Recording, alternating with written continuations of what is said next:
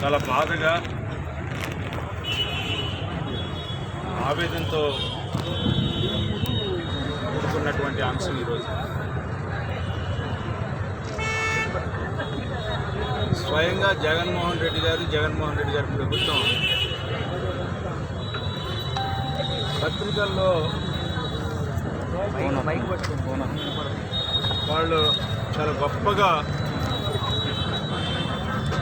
ముఖ్యంగా సాక్షి పేపర్లో, blue media ద్వారా ఎలాంటి అసత్యాలు పలుకుతూ ఉన్నారంటే, ప్రభుత్వ నేతృత్వంలో ఇచ్చే ప్రకటనలో కూడా స్వచ్ఛత లేనటువంటి ఫేక్ ప్రభుత్వాన్ని ఈ రోజున మనం చూస్తూ ఉన్నాం. 252 కోట్ల రూపాయలు 9,83,000 మందికి వాళ్ళ ఖాతాల్లోకి జమ అవబోతూ ఉంది అని చెప్పి స్వయంగా ముఖ్యమంత్రి గారి యొక్క ప్రకటన. లెక్కలు చూస్తే జిల్లాల వారీగా, సాక్షి పత్రిక జిల్లాల వారీగా చూస్తేనే ప్రతి జిల్లాకి సంబంధించి వాళ్ళు ఏ రకమైన ప్రకటన ఇచ్చారో ఈ రోజున 921 కోట్ల రూపాయలు మాత్రమే కనపడతా ఉంది. చెప్పిందేమో 1253 కోట్ల రూపాయలు, జిల్లాల వారీగా ఇచ్చిందేమో 921 కోట్లు. అంటే ఎవరిని మోసం చేయడానికి ఈ ప్రకటనలు ఇస్తూ ఉన్నారు. మీరు రైతులకి న్యాయం చేయాలనుకుంటున్నారా? రైతుల్ని ఉద్ధరించాలనుకుంటున్నారా? రైతుకి నష్టపరిహారాన్ని అందించాలనుకున్నారా? లేకపోతే ఈ ప్రకటనల ద్వారా రాజకీయ లబ్ధి పొందుదాం అనుకున్నారా? ఎందుకు ఈ రోజున ఈ రాష్ట్రంలో రైతుల యొక్క ఆత్మహత్యలు కొనసాగుతూ ఉన్నాయి? ఎందుకు ప్రతి నిత్యం కూడా ఈ 18 నెలల్లో రైతు ఆత్మహత్య చేసుకోలేనటువంటి రోజు ఏదైనా ఈ యొక్క ప్రభుత్వ హయాంలో ఉందా అని చెప్పి ఒక్కసారి గమనించాల్సిన అవసరం. మీరేమో బ్రహ్మాండంగా మేము మానవత్వంతో మహనీయుల్లాగా అంబేద్కర్తో సాటి రాకుండా, అంబేద్కర్ కూడా సాటి లేడు అని చెప్పి చెప్పుకునే విధంగా మీరు మీ మంత్రులు దబ్బాలు కొట్టుకుంటూ ఉన్నారు. ఎవరికి న్యాయం జరుగుతూ ఉంది ఈ రాష్ట్రంలో అని చెప్పి నేను అడుగుతూ ఉన్నాను. వ్యవసాయాన్ని పండగ చేస్తామని చెప్తా ఉన్నారు. వ్యవసాయాన్ని లాభం రెట్టింపు వచ్చేలాగా గతంలో కంటే చేస్తూ ఉన్నారు. ఏ రకంగా వస్తుందో మాత్రం ఎవరు కూడా చెప్పట్లా. ఎక్కడ కూడా ఎలాంటి సహాయ సహకారాలు రైతు యొక్క బలాన్ని పెంచడానికి ఎక్కడైనా ఉపయోగపడుతుందా ఈ యొక్క ప్రభుత్వం యొక్క హయాంలో అంటే మనం ఈ 18 నెలల కాలంలో ఎప్పుడు కూడా ఎక్కడ కూడా మనం చూడలేదు. వాళ్ళు ఎరువుల ధరలు పెరిగినాయి, పెస్టిసైడ్స్ ధరలు పెరిగినాయి, కానీ పంటల ధరలు మాత్రం పెరగలేదనేది మాత్రం గుర్తించాల ఈ ప్రభుత్వం. మార్కెట్ ఇంటర్వెన్షన్ ఫండ్ అని పెడతా ఉన్నారు, ధరల స్థిరీకరణను పెడతా ఉన్నారు.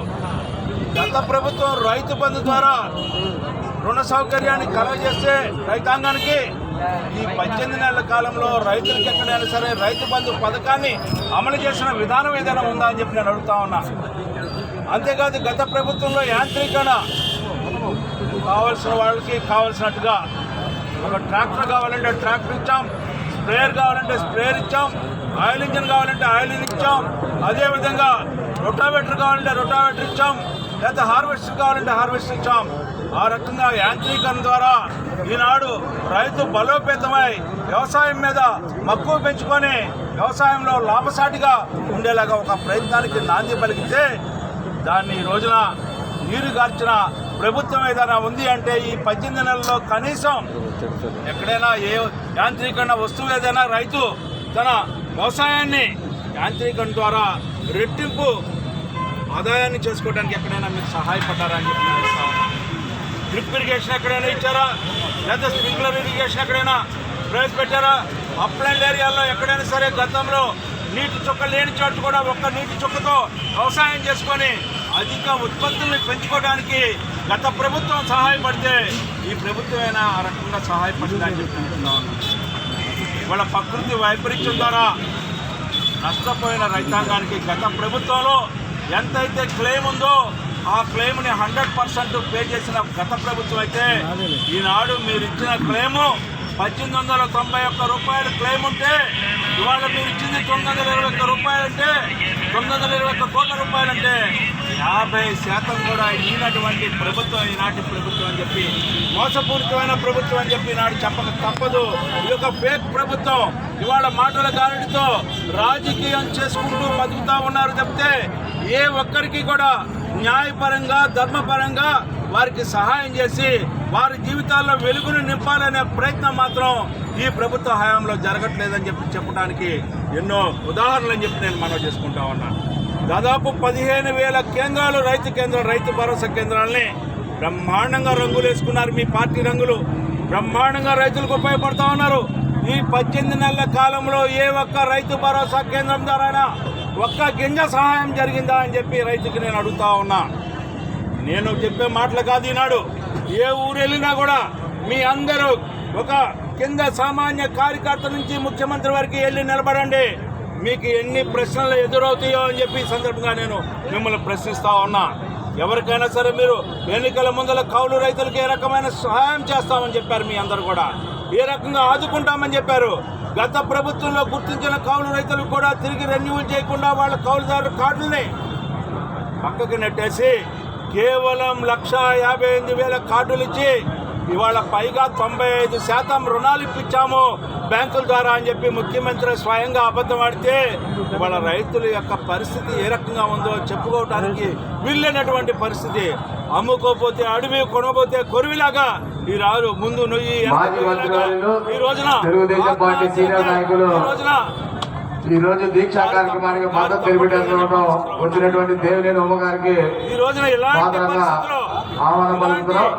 సంఘటనలు జరుగుతూ ఉంటే వాళ్ళ పైగా మీరు 15,000 కోట్ల రూపాయలు నష్టం జరిగితే 7 సార్లు తుఫాను సందర్భంలో ఇవాళ మీరు చేస్తున్న సహాయం ఏమిటి అని చెప్పి నేను అడుగుతా ఉన్నా.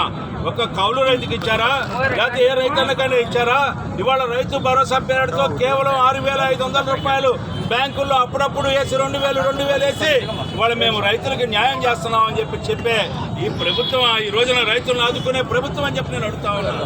అంటే గతంలో రుణమాఫీ ప్రకటన చేస్తే రుణమాఫీ ద్వారా 3 విడతల రుణాన్ని మనం మాఫీ చేస్తే మీరు మిగతా 2 విడతల రుణాన్ని మాఫీ చేయకుండా అది ఆ ప్రభుత్వం అంట. అంటే ఆ రోజు ఒక రైతు, ఈ రోజు ఒక రైతు ఈ రాష్ట్రంలో జీవనం కొనసాగిస్తున్నాడా అని చెప్పి నేను ఈ సందర్భంగా ప్రశ్నిస్తా ఉన్నా ఈ ప్రభుత్వాన్ని. ఎందుకు ఈ వివక్షత? ఎవరి మీద ఈ వివక్షత? మీకు ఈ రాజకీయ కక్షతో మీరు ఈ చేసే ప్రయాణం మంచిది కాదు. ఇవాళ రైతుని వెన్ను విరగొడతా ఉన్నారు. వెన్నెముక లాంటి రైతు, అన్నపూర్ణ లాంటి రైతు, 3 పూట్ల అన్నం పెట్టే రైతుకి మీరు ఇచ్చే బహుమానం ఇదా అని చెప్పి నేను అడుగుతా ఉన్నాను. ఏమిటా జగన్మోహన్ రెడ్డి గారు, నువ్వేదో నీతులు చెప్తా ఉంటావు, చాలా వ్యంగ్యంగా మాట్లాడుతూ ఉన్నావు. చంద్రబాబు నాయుడునే జయంగా పెట్టుకొని నువ్వు పరిపాలన చేస్తా ఉన్నావు. ఈ దేశంలో, ఈ రాష్ట్రంలో రైతాంగం ఏ రకంగా నష్టపోతున్నారని నీ కంటికి కనపడలేదా? అవునులే, ఏం కనపడుతుంది? ఏరియల్ సర్వే చేస్తే పైనుంచి చూసేవాడికి అంతా కూడా పచ్చగా కనపడిందంట. పచ్చగా ఉంటే ఏ పచ్చదనమో, నష్టపోయే పచ్చదనమో, లేకపోతే ఎండిపోయిన పచ్చదనమో నీకు తెలియని పరిస్థితిలో కాడంటే మేడంటే తెలియని ముఖ్యమంత్రి, లేకపోతే ఎలపడితే దాపడిదంటే తెలియని మంత్రులు ఈ రోజున రాజ్యం వెళ్తా ఉంటుంటే రైతు పరిస్థితి ఎంతకంటే ఏమి న్యాయం జరిగిద్దా అని ఈ సందర్భంగా నేను మనం చేస్తా ఉన్నా. నేను అడుగుతా ఉన్నా, మీకు గట్టంటే లేదా చేనంటే లేకపోతే ఏదో చెప్తా ఉన్నారు, నీళ్ళు వచ్చి చెరువుల్లాగా ఉన్నాయని చెప్తే చెరువుకి చేనుకి తేడా తెలియదని చెప్పి మమ్మల్ని విమర్శిస్తా ఉన్నారు. నేను అడుగుతా ఉన్నా, ఈ మంత్రి ఏ మంత్రి అయితే వ్యవసాయ శాఖ మంత్రి ఉన్నాడో నీ జిల్లాలో ఎన్ని లక్షల ఎకరాలు పంట నష్టం జరిగిందో అంచనా నువ్వు ఈ వరకు కూడా వేయగలిగావా అని చెప్పి నేను అడుగుతా ఉన్నా. ఆ నష్టాన్ని నువ్వు పూరించగలవా అని చెప్పి నేను అడుగుతా ఉన్నా. ఎందుకయ్యా మాయ మాటలు చెప్పి బతుకుతా ఉన్నారు?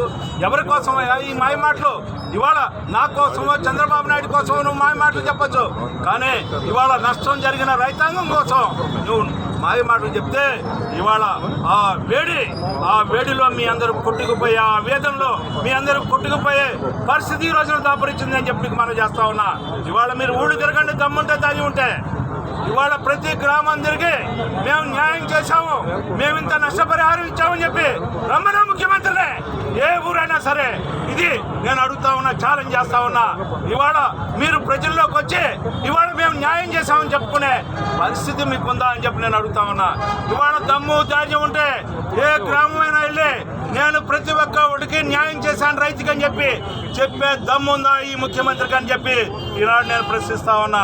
అందుకే ఈరోజు ఈ నిరసన ఇక్కడ మేము ప్రారంభించాం. ఇది ఇంత ఉవ్వెత్తున లేచే తరంగం లాగా ఈనాడు మీ మీద పడబోతా ఉంది, పెను తుఫానుగా మారబోతా ఉంది. రైతు ఘోష అంటే ఈ రోజున మట్టి కరవాల్సిందే ఏ ప్రభుత్వమేనా అని చెప్పి ఈ సందర్భంగా ఈ ప్రభుత్వాన్ని హెచ్చరిస్తా ఉన్నా.